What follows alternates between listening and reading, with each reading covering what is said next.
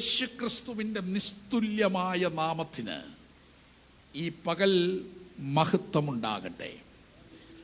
ദൈവവചന ധ്യാനത്തിന് ആധാരമായിരിക്കേണ്ടതിന് വിശുദ്ധ തിരുവെഴുത്തിലെ 2 വേദഭാഗങ്ങൾ വായിച്ച് നിർത്തി വായിച്ച് സഹായിച്ചാലും, ദാനിയേൽ പ്രവാചക പുസ്തകം 7-ാം അധ്യായം 9-10 വാക്യം, കൊരിന്ത്യർക്ക് ശ്ലീഹ പൗലോസ് എഴുതിയ 1-ാം ലേഖനം 3-ാം അധ്യായം 15-ാം വാക്യവും 13-ാം വാക്യവും പൊതുവിൽ വായിച്ചാൽ,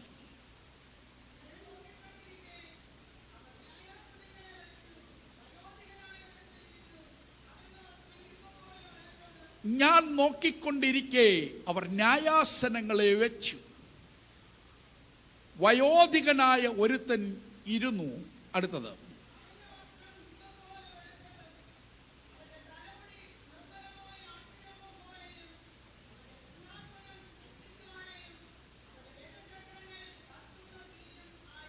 അടുത്ത വാക്യം,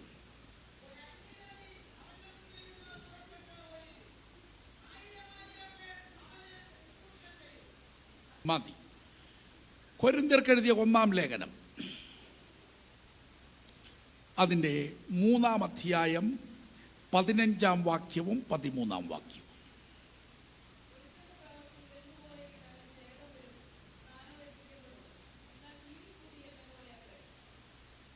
പതിമൂന്നാം വാക്യം,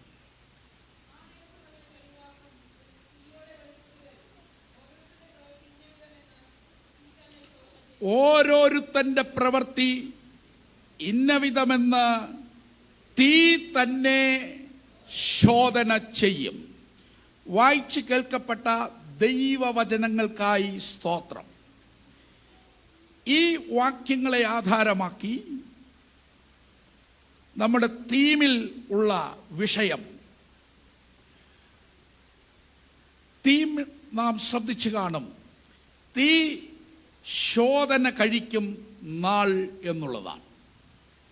വിസ്തൃതിയുള്ള ഈ വിഷയം ദൈവമക്കളുടെ ശ്രദ്ധയിലേക്ക് 1, 2, 3 ക്രമത്തിൽ പത്യവചനമായി ധ്യാനത്തിനു വേണ്ടി, പഠനത്തിനു വേണ്ടി, ഗ്രഹിപ്പാനായി, ആത്മീക വർധനവിനായി ശ്രദ്ധയിലേക്ക് കൊണ്ടുവരുന്നു.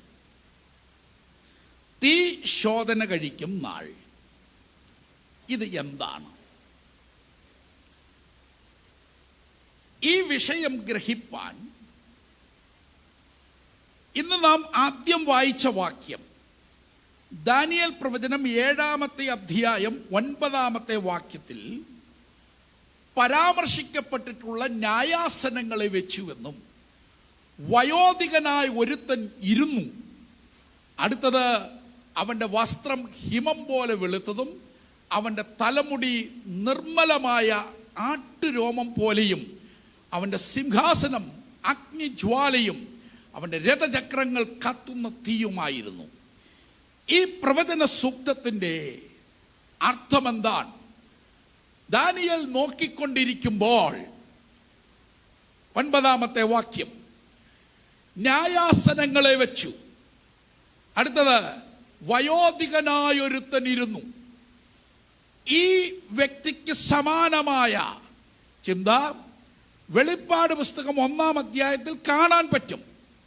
എന്നാൽ ന്യായാസനങ്ങളെ വെച്ചു, വയോധികനായ ഒരുത്തൻ ഇരുന്നു, അവൻ്റെ വസ്ത്രം ഹിമം പോലെ വെള്ളയാണ്, അവൻ്റെ തലമുടി നിർമ്മലമായ ആട്ടുരോമം പോലെയാണ്. അഥവാ ഒരു ന്യായാസനത്തിൽ ഒരു ന്യായാധിപനിരിക്കുന്നു. തലമുടി വെളിപ്പാട് പുസ്തകത്തിൽ വെളുത്ത പഞ്ഞി പോലെ ഹിമത്തോളം വെള്ള. യേശുക്രിസ്തു ന്യായാധിപനാണെന്നും അവൻ്റെ പൂർവാസ്തികത്തെയും വെളിപ്പെടുത്തുന്ന തലയും തലമുടിയുമാണ്. അർത്ഥാൽ ഒരു ന്യായവിധിയുടെ സമയമുണ്ട് എന്ന് ഉള്ള വെളിപ്പാടാണ്. കുറച്ചും കൂടെ അതിൻ്റെ പുതിയ നിയമ ഭാഷയിലേക്ക് വരുമ്പോൾ, കൊരിന്ത്യർക്ക് എഴുതിയ 2-ാം ലേഖനം അതിൻ്റെ 5-ാം അധ്യായം 10-ാമത്തെ വാക്യത്തിൽ ക്രിസ്തുവിൻ്റെ ന്യായാസനം എന്ന ഒരു ന്യായാസനം കാണാം. ആ ന്യായാസനത്തെക്കുറിച്ച് പരാമർശിച്ചിരിക്കുന്നത് ഇങ്ങനെയാണ്: അവനവൻ ശരീരത്തിൽ ഇരിക്കുമ്പോൾ ചെയ്തത് നല്ലതാകിലും തീയതാകിലും അതിന് തക്കവണ്ണം പ്രാപിക്കേണ്ടതിന് നാം എല്ലാവരും ക്രിസ്തുവിൻ്റെ ന്യായാസനത്തിന് മുമ്പാകെ വെളിപ്പെടേണ്ടതാകുന്നു. ക്രിസ്തുവിൻ്റെ ന്യായാസനം, ഈ ന്യായാസനത്തെ തന്നെയാണ് റോമാലേഖനം 14-ാം അധ്യായം 10-ാം വാക്യം മുതൽ 14-ാം വാക്യം വരെ കാണുന്ന വാക്യങ്ങൾക്ക് അകത്തുള്ള ദൈവത്തിൻ്റെ ന്യായാസനം. അപ്പോൾ ക്രിസ്തുവിൻ്റെ ന്യായാസനം തന്നെ ദൈവത്തിൻ്റെ ന്യായാസനമാകാൻ കാര്യം യേശു ക്രിസ്തു ദൈവമാണ്. അതുകൊണ്ടാണ് ക്രിസ്തുവിൻ്റെ ന്യായാസനം തന്നെ ദൈവത്തിൻ്റെ ന്യായാസനം എന്ന് പരാമർശിച്ചിരിക്കുന്നത്. ക്രിസ്തുവിൻ്റെ ന്യായാസനം വെള്ളസിംഹാസനം, തേജസ്സിൻ്റെ സിംഹാസനം അർത്ഥാൽ ദാവീദിൻ്റെ സിംഹാസനം, അതുപോലെ പുരാതന സിംഹാസനം എന്നിത്യാദി സിംഹാസനങ്ങൾ തമ്മിൽ വ്യത്യാസമുണ്ട്. ഈ സിംഹാസനങ്ങൾ തമ്മിലുള്ള ഭേദം, ഇവ എന്തിനു വേണ്ടി എന്നുള്ളതിനെ കുറിച്ച് വിസ്തരിച്ച് സിംഹാസനങ്ങൾ എന്ന വിഷയം തന്നെ ചിന്തിക്കേണ്ടതായിട്ടുണ്ട്.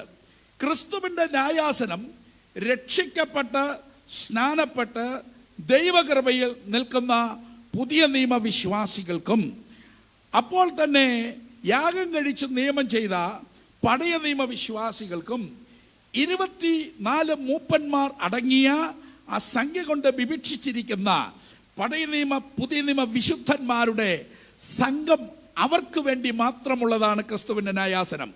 ക്രിസ്തുവിൻ്റെ ന്യായാസനവും വെളിപ്പാട് പുസ്തകം 20-ൽ കാണുന്ന വെള്ളസിംഹാസനവും തമ്മിൽ ഏകദേശം 1007 വർഷത്തെ ദൈർഘ്യം അന്തരം ഉണ്ട്. കാര്യം 7 വർഷം മഹാപീഡനം, 70-ാം ആഴ്ചവട്ടം, 1000 ആണ്ട് വാഴ്ച അനന്തരമാണത്. ക്രിസ്തുവിൻ്റെ ന്യായാസനം രൂപാന്തരം പ്രാപിച്ച, പുനരുദ്ധാനം പ്രാപിച്ച കർത്താവിൻ്റെ വരവിൽ എടുക്കപ്പെട്ടവർ ക്രിസ്തുവിൻ്റെ ന്യായാസനത്തിന് മുമ്പിൽ നിൽക്കേണ്ടി വരും. സ്തോത്രം. ഒന്നും കൂടെ തെളിച്ചു പറയാം. ക്രിസ്തുവിൻ്റെ ന്യായാസനത്തെക്കുറിച്ച് അല്പമായി ഗ്രഹിച്ചാലേ ഈ തീ ശോധന കഴിക്കും നാളിൻ്റെ പ്രത്യേകതകൾ ഗ്രഹിക്കാൻ പറ്റുകയുള്ളൂ. ആമേൻ. യോഹന്നാന്റെ സുവിശേഷം 5-ാം അധ്യായം 22-ാം വാക്യത്തിൽ ന്യായവിധിയുടെ പൂർണ്ണ അധികാരം പുത്രനാണ് എന്ന് രേഖപ്പെടുത്തിയിരിക്കുന്നു. 3 പുസ്തകങ്ങളെ ആധാരമാക്കിയാണ് പ്രധാനമായി ന്യായവിധി നടക്കുന്നത്. അന്ത്യന്യായവിധിയും ക്രിസ്തുവിൻ്റെ ന്യായാസനത്തിലുള്ള ന്യായവിധിക്കും ആ 3 പുസ്തകങ്ങളെ ആധാരമാക്കിയാണ്. ഒന്ന്, വെളിപ്പാട് പുസ്തകം 20-ാം അധ്യായം 15-ാം വാക്യത്തിൽ കാണുന്ന ജീവപുസ്തകം. 2, മലാക്കി പുസ്തകം 3-ാം അധ്യായം 16-ാം വാക്യത്തിൽ കാണുന്ന സ്മരണയുടെ അർത്ഥാൽ ഓർമ്മയുടെ പുസ്തകം. 3, റോമാലേഖനം 2-ാം അധ്യായം 16-ാം വാക്യം. നിരവധി വാക്യങ്ങൾ ചേർക്കാനുണ്ട്. നിയമപുസ്തകം അഥവാ വിശുദ്ധ തിരുവെഴുത്ത്. ഈ 3 പുസ്തകങ്ങൾ ആധാരമാക്കിയാണ് ന്യായവിധി. ഈ നിയമപ്രകാരമാണ്. 2, സ്മരണയുടെ പുസ്തകത്തിൽ എല്ലാ കാര്യങ്ങളും കൃത്യമായി നമ്മെക്കുറിച്ചുള്ള ചരിത്രമുണ്ട്. 3, സ്തോത്രം, ആമേൻ, ജീവപുസ്തകം. അതിൽ പേരുള്ളവർക്കേ അങ്ങോട്ട് ഈ ക്രിസ്തുവിൻ്റെ ന്യായാസനത്തിന് മുമ്പിൽ വരുന്ന എല്ലാവരും ജീവപുസ്തകത്തിൽ പേരുള്ളവരാണ്. അപ്പോൾ ഈ ന്യായാസനത്തിൻ്റെ മുൻപിൽ വെളിപ്പെടുക. നീ ഇങ്ങോട്ട് ശ്രദ്ധിച്ചേ. കർത്താവ് വന്ന് സഭ ഇവിടുന്ന് എടുക്കപ്പെട്ട ശേഷം ആദ്യം പ്രതിഫല വിഭജനമാണ്. പ്രതിഫല വിഭജനമാണ് എന്നുള്ളതിൻ്റെ തെളിവ് ക്രമത്തിൽ എഴുതിയിരിക്കുന്ന വെളിപ്പാട് പുസ്തകം 4-ാം അധ്യായത്തിൽ അവരുടെ തലയിൽ കിരീടമുണ്ട്. അതുകൊണ്ട് അതിന് മുന്നമേ നടക്കുന്ന സംഗതികളാണ് ഇവ. ക്രിസ്തുവിൻ്റെ ന്യായാസനത്തിന് മുമ്പിൽ നടക്കുന്ന പ്രധാനപ്പെട്ട കാര്യങ്ങൾ എന്തിനൊക്കെയാണ്? രക്ഷിക്കപ്പെട്ട് സ്നാനപ്പെട്ട് ദൈവസഭയോട് കർത്താവ് ചേർത്തിരിക്കുന്നവർക്ക് അവർക്ക് എന്തിനെല്ലാം ന്യായവിധി ഉണ്ടാകും? കൊരിന്ത്യർക്കെഴുതിയ 2-ാം ലേഖനം 5-ാം അധ്യായം 10-ാം വാക്യത്തിന്റെ അടിസ്ഥാനത്തിൽ പ്രവർത്തികൾക്ക് ന്യായവിധി ഉണ്ടാകും. രക്ഷിക്കപ്പെട്ട ശേഷം ഈ ശരീരത്തിലിരിക്കുമ്പോൾ ചെയ്ത സകല പ്രവർത്തികൾക്കും ന്യായവിധിയുണ്ട്. അടുത്തത് മത്തായി സുവിശേഷം 12-ാം അധ്യായം 36-ാമത്തെ വാക്യം. മനുഷ്യൻ പറയുന്ന ഏത് നിസ്സാര വാക്കിന് പോലും ന്യായവിധിയുണ്ട്. നിസ്സാര വാക്കില്ലേ, നിസ്സാര വാക്കിന് പോലും കണക്ക് കൊടുക്കേണ്ടി വരും. അടുത്തത് കൊരിന്ത്യർക്ക് എഴുതിയ 1-ാം ലേഖനം 4-15 വാക്യം. ആലോചനകൾക്ക്, സ്തോത്രം, രഹസ്യ ആലോചനകൾ, സകല ആലോചനകൾക്കും അവിടെ കണക്ക് ബോധിപ്പിക്കേണ്ടി വരും. അവിടെ നിന്ന് ഒന്നും ഒളിച്ചു പോകാൻ പറ്റത്തില്ല. ഇന്ന് ശാസ്ത്രീയമായ ചോദ്യം ചെയ്യലിൻ്റെ കാലമല്ലേ. പലരെയും പിടിച്ചു നിർത്തിയിട്ട് അങ്ങനെ നിങ്ങൾ വിളിച്ചായിരുന്നോ പോയായിരുന്നോ എന്ന് ചോദിക്കുമ്പോൾ ടവർ ലൊക്കേഷൻ വെച്ചിട്ട് പറയും നിങ്ങളുടെ ഫോൺ ഇന്ന റേഞ്ചിൻ്റെ കീഴിൽ ഉണ്ടായിരുന്നല്ലോ. ശാസ്ത്രീയമായ ചോദ്യത്തിന് മുമ്പിൽ കുറ്റവാളികൾ ഉറച്ചു നിൽക്കുന്ന നിലപാടുകളെ പൊളിച്ച് എഴുതത്തക്ക രീതിയിൽ കാലം പുരോഗമിച്ചു കഴിഞ്ഞു. എന്നാൽ സർവജ്ഞാനിയായ ദൈവം സകല എവിഡൻസും മുൻപിൽ കൊണ്ടുവരും. സ്തോത്രം. ചെന്ന് നിന്ന സ്ഥലം, ചെന്ന വണ്ടി, ചെന്നിരുന്ന ആ ചുറ്റുപാട്, ആ മുറി, പശ്ചാത്തലം, ഉപയോഗിച്ച ഫോണ്, അയച്ച് ഡിലീറ്റ് ചെയ്ത് കഴിഞ്ഞ മെസ്സേജ് പോലും ഡിസ്പ്ലേയിൽ വരും. സ്തോത്രം. ഒന്നും ആർക്കും മറച്ചു വെക്കാൻ കഴിയത്തില്ല.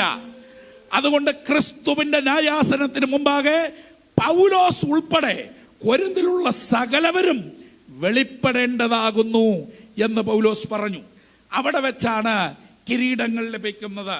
ജീവകിരീടം. വെളിപ്പാട് പുസ്തകം 2-ാം അധ്യായം 10-ാം വാക്യം. സ്നാനപ്പെട്ട് വെളിയിൽ വരുന്നവരുടെ തലയിൽ കൈവച്ച് സ്നാപകരായ ഞങ്ങൾ പറയാറുണ്ട്, മരണപര്യന്തം വിശ്വസ്തരായവർക്ക് ജീവകിരീടം കിട്ടും. നീതിയിൻ കിരീടം. തിമോഥെയോസ് 2-ാം ലേഖനം 4:8 പരാമർശിച്ചിരിക്കുന്ന നീതിയിൻ കിരീടം. വിസ്തരിച്ചു പോകേണ്ടത് പോയിന്റായി ഞാൻ പറഞ്ഞു പോകുക മാത്രമാണ്, വിഷയത്തിലേക്ക് വേഗത്തിൽ പ്രവേശിക്കാൻ. അടുത്തത് കൊരിന്ത്യർക്ക് എഴുതിയ 1-ാം ലേഖനം 9:25 അക്ഷയ കിരീടം, അർത്ഥാൽ വാടാത്ത കിരീടം. 4 തെസ്സലോനിക്കർക്ക് എഴുതിയ 1-ാം ലേഖനം 2-ാം അധ്യായം 19-ാം വാക്യത്തിലെ പ്രശംസാ കിരീടം കിട്ടും.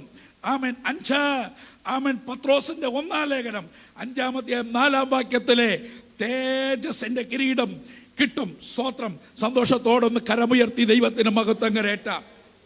എന്നാൽ അവിടെ ചെല്ലുമ്പോൾ നന്മയ്ക്കുള്ള പ്രതിഫലം ക്രിസ്തുവിന്റെ സന്നിധിയിൽ വെച്ചാണ് കിട്ടുന്നത്. എന്തിന്? ശോഭനമായ അവസ്ഥ അവിടെ വെച്ച് ആണ് നമുക്ക് ലഭ്യമാകുന്നത്. അടുത്തത് മത്തായി സുവിശേഷം 5:21 5-ാം അധ്യായം 19-ാം വാക്യത്തിൽ സ്വർഗരാജ്യത്തിൽ വലിയവൻ എന്ന് രേഖപ്പെടുത്തിയിട്ടുണ്ട്. അതുകൊണ്ട് അവിടെ വെച്ച് ദൈവം വലിയവനായി പ്രഖ്യാപിക്കും. ഇവിടെ ചെറിയവനാന്നേലും അവിടെ ചെന്ന് വലിയവനാകാൻ കൊതിയുള്ളവരെ ഓർത്ത് ഞാൻ ദൈവത്തെ സ്തുതിക്കുകയാണ്. 3 വെളിപ്പാട് പുസ്തകം 3-ാം അധ്യായം 21-ാം വാക്യത്തിൽ എൻ്റെ സിംഹാസനത്തിൽ ഇരിക്കാൻ വരം നൽകും. ലൂക്കോസ് 2:28 മുതൽ 30 വരെ അധികാരം നമുക്ക് നൽകും. 5 സ്തോത്രം. ഭൗതികമായ നന്മകൾ കർത്താവിന് വേണ്ടി ചെലവഴിച്ചതിന് എല്ലാം പ്രതിഫലം അന്ന് സ്തോത്രം കിട്ടും. ലൂക്കോസ് 6 വെളിച്ചത്തിൽ 1 ഗ്ലാസ് വെള്ളം കൊടുത്താൽ പോലും അതിന് പ്രതിഫലം കർത്താവ് നൽകും. എത്ര പേർക്ക് സന്തോഷമുണ്ട്? ആമേൻ. സ്തോത്രം. ഇഹത്തിൽ ആരും അറിഞ്ഞില്ലെങ്കിലും ഇവിടെ കർത്താവിന് വേണ്ടി ചെയ്തതും നിലകൊണ്ടതിനെല്ലാം പ്രതിഫലം എൻ്റെ കർത്താവ് സ്വർഗത്തിൽ എത്തുമ്പോൾ തരുന്ന ഒരു സുദിനമുണ്ട്. അത് തിരിച്ചറിയുന്ന ദൈവമക്കൾ ദൈവത്തിനൊന്ന് മഹത്വം കരേറ്റാം. ആമേൻ. നോക്കൂ, കഷ്ടം സഹിച്ചതിന് പ്രതിഫലം. മത്തായി 5:11-12 6 കഷ്ടം സഹിച്ചതിന് പ്രതിഫലം. 7 പ്രയത്നങ്ങൾക്കുള്ള കൂലി. കൊരിന്ത്യർക്ക് എഴുതിയ 1-ാം ലേഖനം 3:7 അങ്ങനെ 7 വിധ നന്മയ്ക്കുള്ളത്. ഇനി ഞാൻ വാക്യമെടുത്ത് സ്ഥാപിക്കാൻ പോവുകയാണ്. സ്തോത്രം. എൻ്റെ വിഷയത്തിൻ്റെ പൂമുഖത്തിലേക്ക് പ്രവേശിക്കുകയാണ്. സ്തോത്രം. തിന്മയ്ക്കുള്ള ചിലതുണ്ട്. അതെന്താണെന്നറിയാമോ? ദാനിയേൽ പ്രവചനം 12-ാം അധ്യായം അതിൻ്റെ 2-3 വാക്യങ്ങൾക്കകത്താണ് ആ പ്രയോഗം. ഇങ്ങനെയാണ്: നിത്യ ലജ്ജയ്ക്ക് വേണ്ടി ചിലർ ഉണരും. അന്നേരമാണ് സംഭവിക്കുന്നത്. ക്രിസ്തുവിന്റെ ന്യായാസനത്തിന് മുമ്പിൽ പോകുന്ന ആരെയും ഇങ്ങോട്ട് ശ്രദ്ധിച്ച് കേൾക്കണമേ, അവിടെ നിന്ന് ന്യായം വിധിച്ച് വെളിപ്പാട് പുസ്തകം 20:15 നരകത്തിൽ തള്ളുന്നു എന്നൊരു ഉപദേശം ഈ ബൈബിളിനില്ല. എടുക്കപ്പെട്ട രൂപാന്തരം പ്രാപിച്ച ആരെയും ക്രിസ്തുവിന് അനുരൂപമായ ശരീരം പ്രാപിച്ച് ക്രിസ്തുവിന്റെ ന്യായാസനത്തിന് മുമ്പിൽ നിൽക്കുന്ന ആരെയും വിസ്തരിച്ച് നരകത്തിൽ തള്ളുന്നു എന്ന ഒരു ഉപദേശം ഈ ബൈബിളിനില്ല. സ്തോത്രം.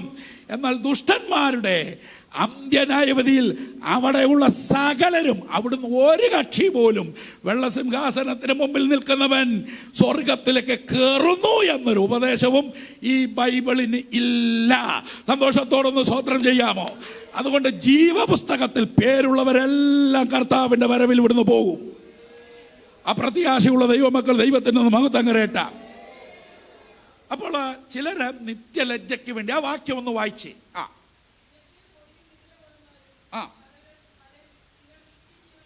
ചിലർ നിത്യജീവനായി, ചിലർ ലജ്ജയ്ക്ക് വേണ്ടി. ഇനി അടുത്തത് 2 തിമോത്തിയോസിന്റെ 2-ാം ലേഖനം 2-ാം അധ്യായം 5-ാം വാക്യത്തിൽ കിരീടനഷ്ടം ചിലർക്കുണ്ടാകും. അടുത്തത് ആമേൻ മത്തായി ശിശു 5-ന്റെ 19-ാമത്തെ വാക്യത്തിൽ, മത്തായി 5:19 ദൈവരാജ്യത്തിൽ ചിലര്, അവിടെ എഴുതിയിരിക്കുന്ന സ്വർഗരാജ്യത്തിൽ ചിലർ ചെറിയവരാകും. സ്തോത്രം. അപ്പൊ സ്വർഗരാജ്യത്തിൽ വലിയവനുണ്ട്, സ്വർഗരാജ്യത്തിൽ ചെറിയവനുണ്ട്. സ്തോത്രം.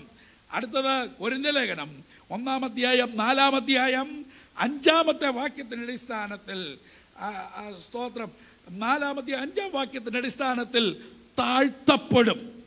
ഇനി അടിക്കിന് നിരത്താൻ ചിലതും കൂടെ ഉണ്ട്. തൽക്കാലം ഇത് മതിയല്ലോ. ഇങ്ങോട്ട് ശ്രദ്ധിച്ചേ. അപ്പോൾ ക്രിസ്തുവിന്റെ ന്യായാസനത്തിന് മുമ്പിൽ വെച്ചാണ് കൂലി കിട്ടുന്നത്, പ്രതിഫലം കിട്ടുന്നത്. സമയം എങ്ങനെ വിനിയോഗിച്ചു, സമ്പത്ത് എങ്ങനെ വിനിയോഗിച്ചു, കൃപ എങ്ങനെ വിനിയോഗിച്ചു, കാലം എങ്ങനെ വിനിയോഗിച്ചു എന്നുള്ളതിനെല്ലാം കൂലി എൻ്റെ കർത്താവിൻ്റെ പക്കലുണ്ട്.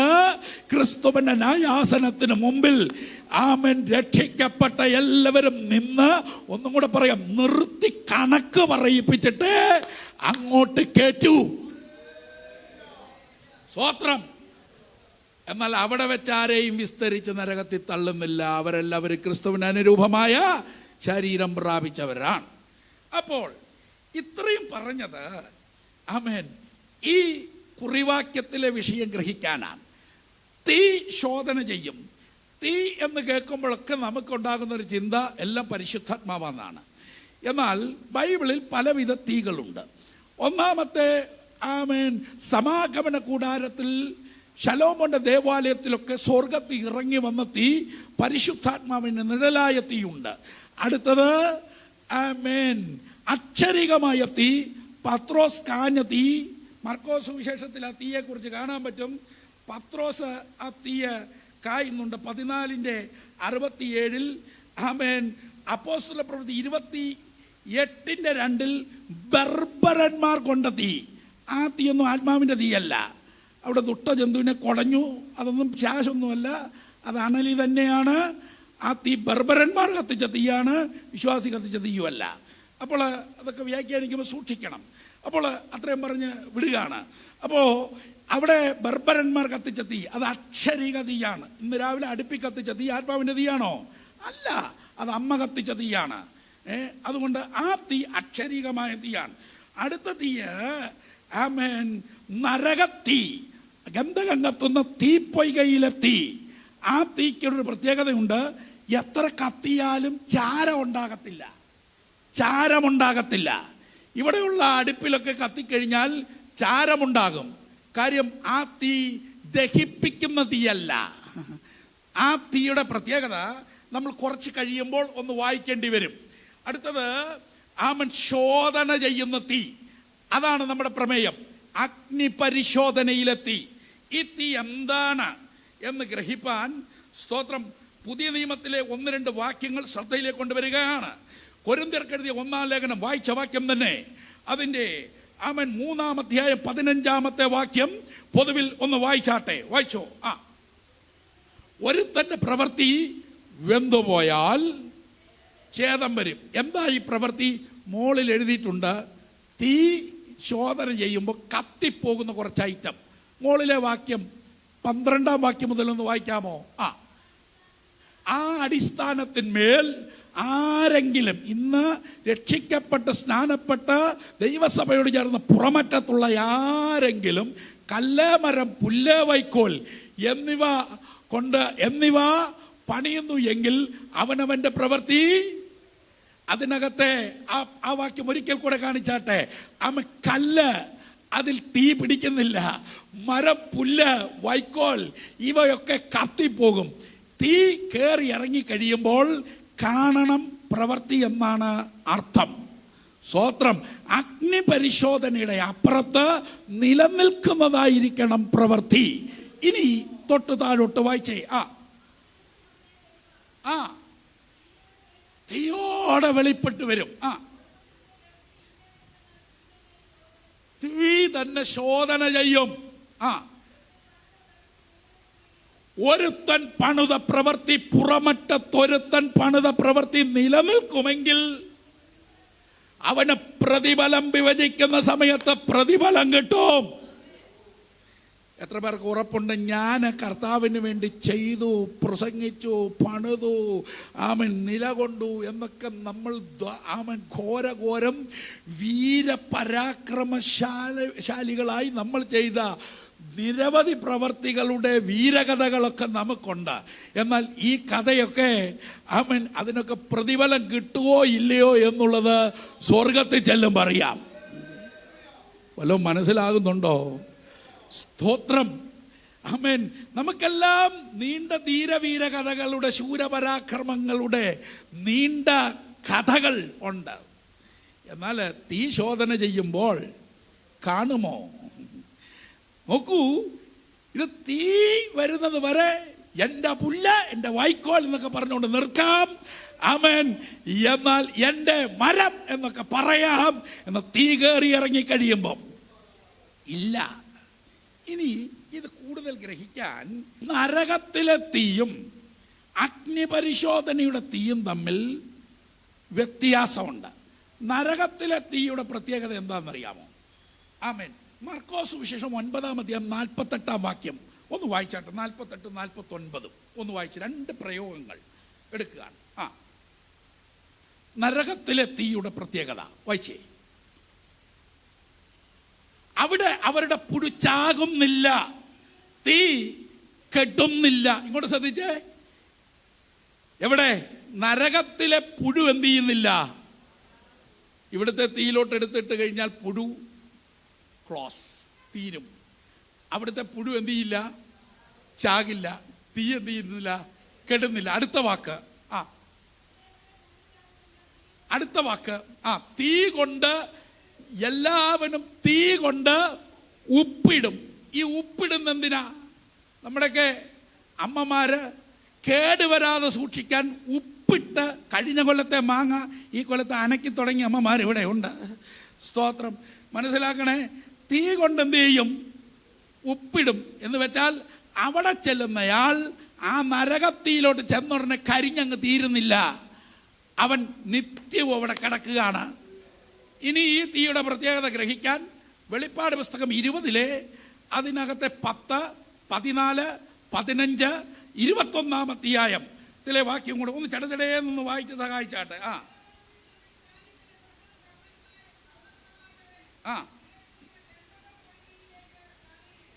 ഗന്ധകപ്പൊയ്യിൽ തള്ളിയുടെ 14-ാം വാക്യം.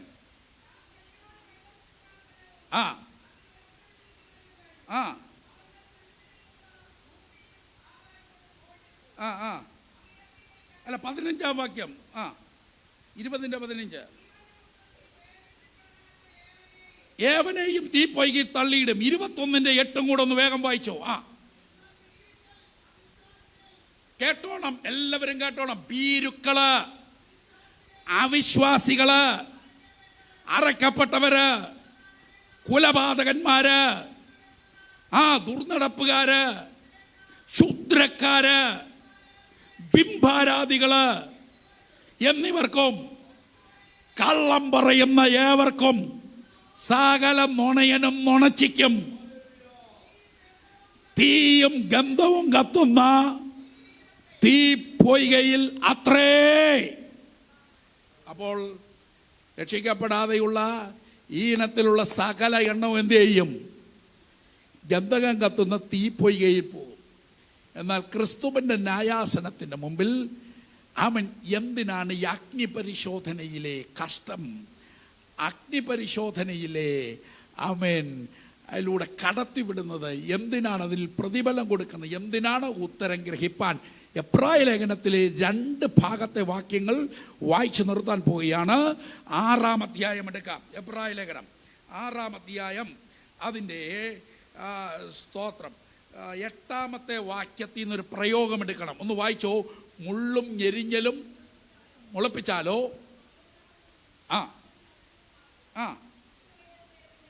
ചുട്ട് കളയത്രേ. ഇങ്ങോട്ട് ശ്രദ്ധിച്ച്, നരകത്തിനകത്തെ തീയിൽ ആരെയും ചുട്ട് കളയുന്നില്ല. നരകത്തിലെ തീയിൽ ചുട്ട് കളയുന്നില്ല, എന്നാൽ നരകത്തിലെ തീയിൽ കിടക്കുകയാണ്. ചുട്ട് കളയുകയത്രേ ഇല്ല. അടുത്ത പ്രയോഗം. ആമേൻ. വായിച്ചോ. 6-ാം അധ്യായത്തിന്റെ താഴോട്ട്.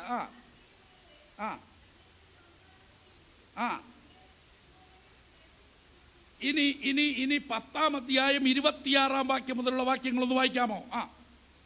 അവിടുന്ന് 1-2 പ്രയോഗങ്ങൾ മാത്രം എടുക്കുക. വായിച്ചോ. സത്യത്തിന്റെ പരിജ്ഞാനം ലഭിച്ച ശേഷം എന്ന് പറഞ്ഞാൽ രക്ഷിക്കപ്പെട്ട സ്നാനപ്പെട്ട ദൈവകൃപയിൽ വന്ന ശേഷം എത്ര പേർക്ക് ഉറപ്പുണ്ട്? എനിക്ക് സത്യത്തിന്റെ പരിജ്ഞാനം കിട്ടി. സത്യമാരാണ്? യേശു കർത്താവ് പറഞ്ഞു, ഞാനാകുന്നു സത്യം.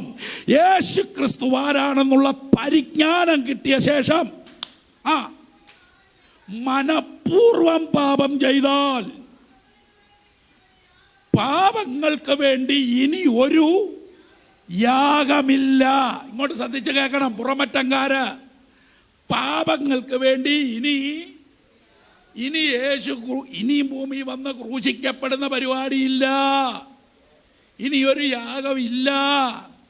അടുത്തതാ ന്യായവിധിക്കായി അവിടെ 2 പ്രയോഗങ്ങൾ എടുക്കാൻ പോവുകയാണ്. ഭയങ്കര ന്യായവിധിക്കായി. ഏതാ ഈ ന്യായവിധി? ആമേൻ. കൊരിന്ത്യർക്കെഴുതിയ 2-ാം ലേഖനം 5-ാം അധ്യായം 10-ാം വാക്യത്തിൽ കാണുന്ന ക്രിസ്തുവിന്റെ ന്യായാസനത്തിന് മുമ്പിലുള്ള ന്യായവിധിക്കായി. വായിച്ചോ. ന്യായവിധിക്കായി 2 പ്രയോഗങ്ങൾ എടുക്കുകയാണ്. ഭയങ്കരമായൊരു പ്രതീക്ഷ. അതെന്തുവാ? മുകളിലത്തെ വാക്യത്തിൽ ഇനിയൊരു യാഗം അവശേഷിക്കുന്നില്ലെന്ന് പറഞ്ഞിട്ട് പറയുകയാണ് ഭയങ്കരമായൊരു പ്രതീക്ഷയും. അടുത്തത് ക്രോധാഗ്നിയുമേയുള്ളൂ. അടുത്തത്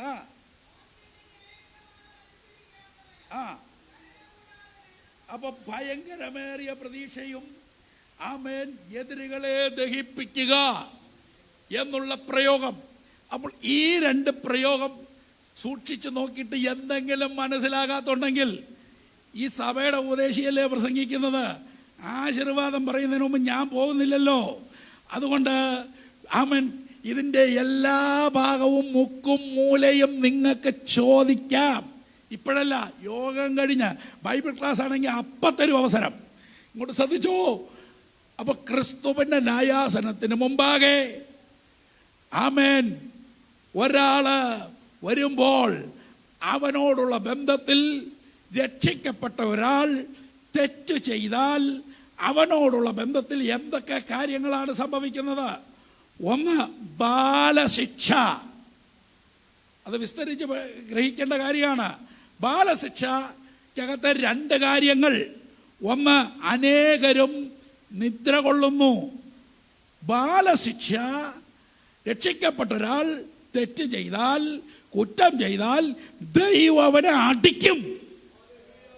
എബ്രായ ലേഖനത്തിൽ പഠിപ്പിക്കുന്നത് അങ്ങനെ അടി കിട്ടുന്നില്ലെങ്കിൽ അവൻ ആരല്ല? പുത്രനല്ല, മക്കളല്ല. മക്കളാണെങ്കിൽ എന്ത് ചെയ്യും? അടിക്കും. ദൈവം എന്ത് ചെയ്യും പ്രിയരെ? അടിക്കും. ആ അടിക്കകത്ത് എന്തുണ്ട്? അവൻ അനേകരും നിദ്ര കൊള്ളുന്നു. ദൈവം അടിച്ച് ഭൂമിയിൽ നിന്ന് കളയും. അത് പിശാച് കളയുന്നതല്ല, ദൈവം അടിച്ചു. അപ്പോൾ ദൈവത്തിന്റെ നീതി അവിടെ നിറവേറി. ദൈവത്തിന്റെ നീതി നിറവേറി. സാത്താൻ അവകാശം പിന്നെ പറയാൻ പറ്റത്തില്ല. അടുത്തത്, പലരും രോഗികൾ. അപ്പോൾ ബാലശിക്ഷയുടെ ഭാഗമായ രോഗമുണ്ട്. ആ രോഗം മാറണമെങ്കിൽ ദൈവസന്നത്തിൽ നെടുമ്പാട് വീണ് കരഞ്ഞ് ഏറ്റുപറഞ്ഞ് ഉപേക്ഷിച്ചാൽ, അവൻ ക്രമീകരണം വരുത്തിയാൽ ആ രോഗത്തിന് സൗഖ്യമുണ്ട്. സ്തോത്രം. രക്ഷിക്കപ്പെട്ടവർക്ക് ഏതെല്ലാം കാരണങ്ങളാൽ രോഗം വരുന്നുവെന്നും മരണം വരുന്നുവെന്നും ഈ ബൈബിളിനകത്ത് അടുക്കിന് ആമേൻ സ്തോത്രം തെളിവുകളുണ്ട്. ഇതൊക്കെ ഞാൻ ഇവിടെ നിരത്തി വെക്കുന്നത് എൻ്റെ കയ്യിൽ നിന്നിട്ടല്ല, പുസ്തകത്തിലെ വാക്യം അല്ല, കണ്ണിറുക്കി പിടിച്ച് പറയുന്നതല്ല. പുസ്തകത്തിലെ വാക്യം വചനത്തിന്റെ മുമ്പിലിരുന്ന് പുസ്തകത്തിൽ അധ്വാനിച്ച് ആമൻ വചനത്തിലെ വാക്യം അടുക്കിന് വെച്ച സ്ഥാപിക്കുന്നത് വിഷയം. എന്തെങ്കിലും തള്ളണമെങ്കിൽ ഈ വാക്യങ്ങൾ വെട്ടേണ്ടി വരും. അങ്ങനെ വെട്ടാൻ പ്രമാണമില്ലാത്തത് കൊണ്ട് ഈ വാക്യം അംഗീകരിച്ചേ പറ്റൂ. വചനം സ്ഥിരമായതാണ്. സന്തോഷത്തോടൊന്ന് സ്തോത്രം ചെയ്യാവോ? സ്തോത്രം. ഞാൻ എൻ്റെ വാക്കുകൾ ചുരുക്കാൻ പോവുകയാണ്. അപ്പോൾ അഗ്നിപരിശോധനയ്ക്കകത്ത് സ്തോത്രം അഗ്നിപരിശോധനയിലൂടെ കടന്നു പോകുന്നു. ഒന്ന് ബാലശിക്ഷ. ബാലശിക്ഷയിൽ ബാലശിക്ഷയുടെ അനുഗ്രഹം എന്നൊരു പ്രഭാഷണം ഇതിനു മുമ്പ് നയിച്ചിട്ടുണ്ട്. ബാലശിക്ഷയുടെ പ്രത്യേകത, അതിനകത്ത് അനേകർ നിദ്ര കൊള്ളുന്നു, പലരും രോഗികളാകുന്നു. തിരുവത്താഴത്തോടുള്ള ബന്ധത്തിലും ആ വാക്യം രേഖപ്പെടുത്തിയിട്ടുണ്ട്. സ്തോത്രം. ഒന്നും കൂടെ തെളിച്ചു പറയാം. ആമൻ ക്രമീകരണം വരുത്താതെ തിരുവത്താഴത്തിൽ കൈനീട്ടിയാൽ ആമൻ മരണം സംഭവിക്കാം. ആ മരണം സംഭവിക്കുന്നയാൾ നരകത്തിലേക്കല്ല പോകുന്നത്. അതവനെ ബാലശിക്ഷ കഴിച്ച്, അടുത്ത വാക്യം തൊട്ടു താഴെ, ലോകത്തോടുള്ള ശിക്ഷാപതിയിൽ അകപ്പെടാതിരിക്കേണ്ടതിന്. ലോകത്തോടു കൂടിയുള്ള ശിക്ഷാപതി ഏതാണ്? വെളിപ്പാട് പുസ്തകം 20-ാം അധ്യായം 15-ാം വാക്യത്തിലെ ഗന്ധകം കത്തുന്ന തീപ്പൊയ്കയിൽ പോകാതിരിക്കേണ്ടതിന് അവനെ ബാലശിക്ഷ കഴിക്കുകയാകുന്നു. എന്ന് പറഞ്ഞാൽ തല്ലി രക്ഷിക്കുകയാണ്. ഞാൻ നിങ്ങൾക്ക് മനസ്സിലാകുന്ന രീതി പറഞ്ഞുതരാം. നിങ്ങളുടെ മക്കൾ ഏതെങ്കിലും തെറ്റ് ചെയ്താൽ അപ്പുറത്തെ വീട്ടിലെ ആള് വന്ന് ആ തെറ്റിന് 2 അടി മതിൽ ചാടി വന്ന് അടിച്ചാൽ നിങ്ങൾക്ക് ഇഷ്ടപ്പെടുവോ? എന്നാൽ ആ തെറ്റിന് അവനെ പിടിച്ചു നിർത്തി അപ്പൻ എന്നുള്ള നിലയിൽ ഒരു ശിക്ഷ കൊടുത്താൽ ആ ശിക്ഷ തിരുത്തപ്പെടേണ്ടതിനുള്ള ശിക്ഷയാണ്. ഇതുപോലെ നിങ്ങളുടെ സർക്കിളിന് വെളിയിൽ കിടക്കുന്ന, ഒന്നും കൂടെ തെളിച്ച് പറയാം, രക്ഷിക്കപ്പെട്ടവരുടെ ഉള്ളിൽ പിശാചില്ല, ദേഹത്ത് പിശാചില്ല. സ്തോത്രം. അവർ പിശാചിന്റെ അധീനതയിൽ നിന്ന്, അന്ധകാരത്തിൽ നിന്ന് അത്ഭുത പ്രകാശത്തിലേക്ക് വിളിച്ച് വേർതിരിക്കപ്പെട്ടവരാണ്. അതുകൊണ്ട് അങ്ങനെ വെളിയിൽ വന്നിരിക്കുന്ന ദൈവമക്കൾ അവൻ സ്തോത്രം, അവരെക്കെന്തെങ്കിലും ഈ ജഡത്തിൽ വസിക്കുമ്പോൾ തെറ്റ് സംഭവിച്ചാൽ ഇവിടെ ശിക്ഷിക്കാനും ഇവിടെ തിരുത്താനും ഇവിടെ ഒരു അപ്പനുണ്ട്. ഈ മക്കൾക്ക് തിരിച്ചറിയുന്ന ദൈവമക്കൾ ദൈവത്തെ ഒന്ന് സ്തുതിച്ച് മഹത്വപ്പെടുത്താം. ഈ അപ്പൻ തിരുത്തും. ഹല്ലേലൂയ. സന്തോഷത്തോടെ സ്തോത്രം ചെയ്യാം. ഹല്ലേലൂയ. അങ്ങനെ അഗ്നിപരിശോധനയിലൂടെ നാം കടന്നുപോയി കഴിയുമ്പോൾ, ഈ വിഷയം ഇനിയും വിസ്താരമുണ്ട്, ഞാൻ തൽക്കാലം നിർത്തുന്നു സമയമായതുകൊണ്ട്. പ്രിയമുള്ളവരെ, ആമൻ അഗ്നിപരിശോധനയിലൂടെ നാം കടന്നുപോയി കഴിയുമ്പോൾ, നമ്മുടെ പ്രവർത്തികൾ കടന്നുപോയി കഴിയുമ്പോൾ, അതിനപ്പുറത്ത് നമ്മൾ നിലനിൽക്കുമോ? സ്തോത്രം. ഞാൻ കർത്താവിന് വേണ്ടി ചെയ്തു, കൺവെൻഷൻ നടത്തി, ക്രൂസൈഡ് നടത്തി, പ്രസംഗങ്ങൾ നടത്തി, നമുക്ക് ഒത്തിരി കാര്യങ്ങൾ പറയാനുണ്ട്. എന്നാൽ സ്തോത്രം, നമ്മുടെ പ്രവർത്തികൾ ദൈവത്തിൻ്റെ സന്നിധി ചെല്ലുമ്പോൾ, തീ ശോധന ചെയ്യുമ്പോൾ നിലനിൽക്കുമോ? ആമേൻ. സാത്താനെ ദൈവം അനുവാദം കൊടുത്തു. വെളിപ്പാട് പുസ്തകത്തിലെ സഭാദൂതിനകത്ത് ഇങ്ങനൊരു കാര്യമുണ്ട്. നിങ്ങൾ ചിലരെ തടവിലാക്കാൻ പോകുന്നു സാത്താൻ, അത് പരീക്ഷിക്കേണ്ടതിന് എന്നൊരു പ്രയോഗമുണ്ട്. അതിൻ്റെ തൊട്ട് താഴെ സ്തോത്രം, അത് കഴിഞ്ഞു പോകുമെന്നൊരു പ്രയോഗമുണ്ട്. ആ വാക്ക് ദൈവം അനുവദിക്കാതെ അവൻ പരീക്ഷകനും നിങ്ങളുടെ അരികിൽ വരാൻ പറ്റത്തില്ല. പത്രോസിനെ പാറ്റേണ്ടതിന് നമ്മുടെ ഭാഷയിൽ, പുറമറ്റംകാരുടെ ഭാഷയിൽ പറഞ്ഞു കഴിഞ്ഞാൽ പോരെന്നൊക്കെ പറയുന്നല്ലേ ഇഷ്ടം. പാറ്റ് പോര്, ഒരു പോരും കൂടി ഇരിക്കട്ടെ. ആമൻ. പാറ്റേണ്ടതിന് വേണ്ടി സാത്താൻ ആമൻ ചോദിച്ചപ്പോൾ നിന്റെ വിശ്വാസം പോയി, അവൻ്റെ വിശ്വാസം പോയി പോകുമെന്ന് കണ്ടിട്ട് അതിന് വിട്ടുകൊടുത്തില്ല. ദൈവം അനുവദിക്കാതെ സാത്താന് നമ്മെ തൊടാൻ പറ്റത്തില്ല. നമ്മുടെ ദൈവത്തെ കവച്ചു വെച്ച് അവൻ്റെ സംരക്ഷണത്തെ അവൻ ഭേദിച്ചുകൊണ്ട് ഒരു പോരും നിന്നെ തൊടത്തില്ലെന്നാണ് ഈ വചനത്തിന്റെ ഉപദേശം. അത് തിരിച്ചറിയുന്ന ദൈവമക്കൾ ദൈവത്തെ ഒന്ന് സ്തുതിച്ചാരാധിക്കാം. ആമൻ. ഈ വചനം ഏറ്റെടുക്കുന്ന ദൈവമക്കൾ കർത്താവിനെ ഒന്ന് സ്തുതിച്ച് അല്പനേരം ദൈവത്തിൽ നിന്ന് മഹത്വം കരയറ്റിയാട്ടെ. കണക്ക് ചോദിക്കുന്ന നാളിൽ നിന്റെ കരങ്ങൾ ഫലപ്പെട്ടിരിക്കുമോ? എന്നെ കേൾക്കുന്ന ദൈവത്തിന്റെ ദാസന്മാരെ, ദാസിമാരെ, എന്നെ കേൾക്കുന്ന സഹോദരന്മാരെ, അമ്മമാരെ, കണക്ക് ചോദിക്കുന്ന ആളിൽ നിന്റെ കരങ്ങൾ ബലപ്പെട്ടിരിക്കുമോ? ഇന്ന് പകൽ ഈ ദൂതിന്റെ മുമ്പിൽ ഏൽപ്പിക്കാം. നാം പ്രാർത്ഥനാപൂർവ്വം കണ്ണുകൾ അടച്ചാട്ട്. പിതാവേ, പുത്രന്റെ നാമത്തിൽ അടുത്ത് വരുന്നു. അങ്ങയുടെ വചനത്തിന്റെ മുമ്പിൽ ഞങ്ങളെ തന്നെ സമർപ്പിക്കുന്നു. തുടർന്നുള്ള ശുശ്രൂഷകളെ കർത്താവ് ആശീർവദിക്കണമേ. യേശു ക്രിസ്തുവിന്റെ നാമത്തിൽ യാചിക്കുന്നു സ്വർഗീയ നല്ല പിതാവേ, ആമേൻ.